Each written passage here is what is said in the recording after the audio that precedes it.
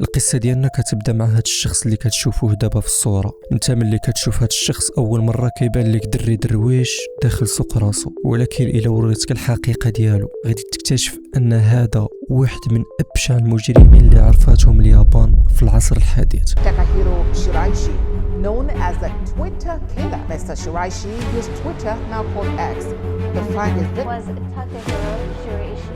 Minister Keisuke Suzuki has told the Day for killing 9 people in 2017.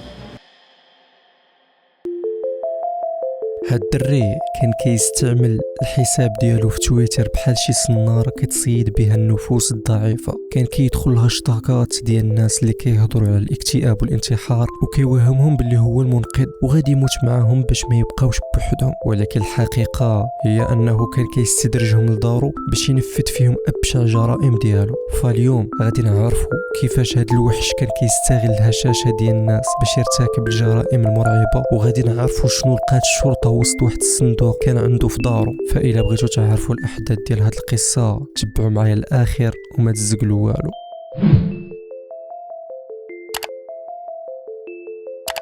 هاد الشخص اللي سميتو تاكاهيرو شيرايشي ما تولدش سفاح، ولكن كانت فيه شي حاجه ماشي هي هذيك. تخيلوا معايا الدري باقي صغير بلاص ما يتبلا بكره ولا بالالعاب ولا بشي حاجه اخرى، في نظركم هو باش كان بلي بشي حاجه سميتها الخنق.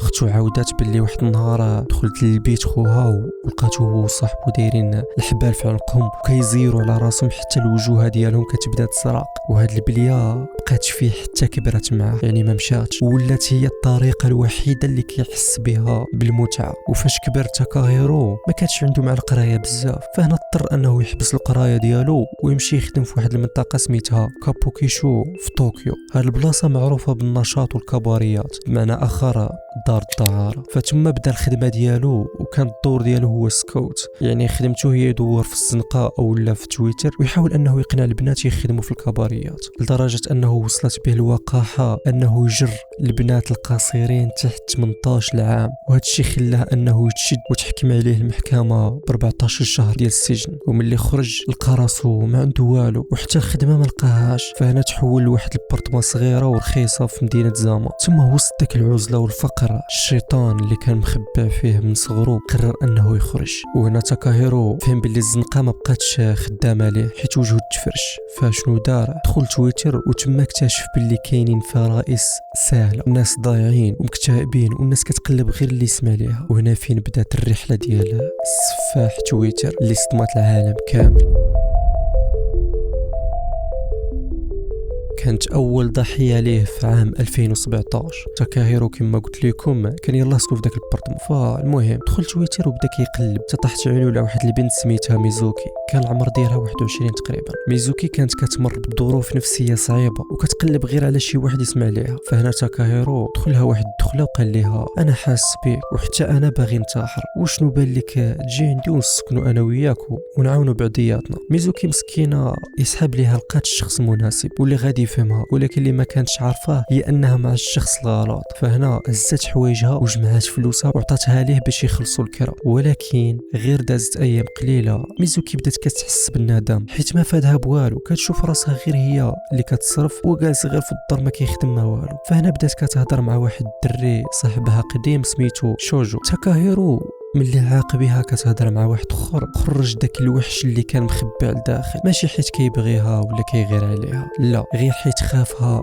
تمشي وتدي معها الفلوس وتفضح الاسرار ديالو كامله. حتى لواحد النهار قرر انه يصفيها ليها. فهنا تاكاهيرو غفلها وجرها للدوش وتما بكل بروده الدم بدا كيخنقها بالجهد وهي مسكينه جالسه كتشد معاه وكتحاول تهرب منه، ولكن بدون جدوى. بقى خانق عليها حتى فرقات الحياه. وهذه كانت اول تجربه حقيقيه ليه واول جثه غادي تبقى محبوسه معاه في ديك البرطمه. ولكن المصيبه ما وقفتش هنايا، هذاك صاحبها شوجو بقى فيه الحال ملي ميزوكي غبرات وما بقاش كتجاوبو. فهنا قرر شوجو انه يمشي حتى لدار تاكاهيرو باش يسول عليها. وتاكاهيرو بروده دخلوا للدار وقال له ميزوكي راه هي لداخل دخل شوفها، غير دخل مسكين غدروا تاكاهيرو وقتلوا حتى هو باش يسكتوا للابد. دابا تخيلوا معايا هاد السفاح يلاه لقى راسو بجوج جثات وسط بيت وكوزينه، وفي نظركم شنو دار؟ مشى شرا منشار وماس والخناشي ودخلهم للدوش وبدا كيقسمهم لطراف صغار بحال الا السيد خدام شي مجزاره، فكيقطعهم وسالا منهم كان كيدير اللحم في الخناشي ويرميهم في الزبل عادي، ولكن الرؤوس والعظام دارهم في كونجيلاتور بلاستيكي وباش ما يطلقوش الريحه عمر عليهم التراب ديال القطوط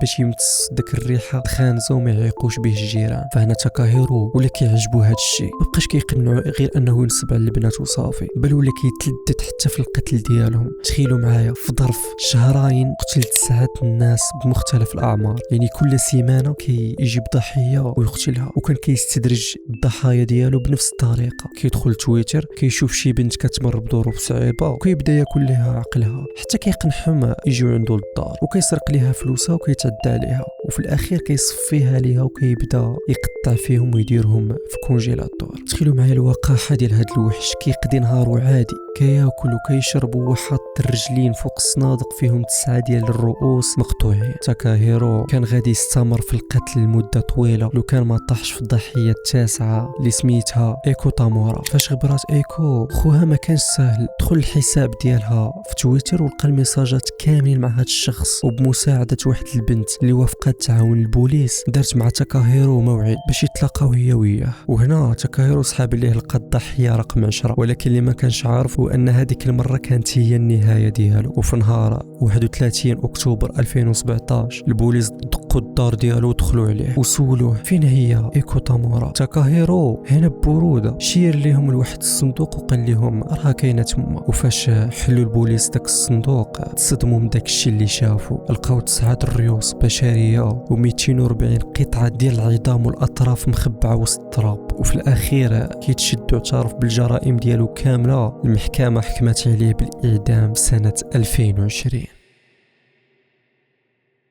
كانت هذه هي القصه ديال السفاح تويتر. قولوا لي في التعاليق شنو هي اكثر حاجه صدماتكم في هذه القصه. كنتمنى هذه القصه تكون فاتتكم. الا عجبكم هذا النوع من الفيديوهات ما تنساوش تخليوا لي لايك وكومنتير. تلقاو في فيديو جديد.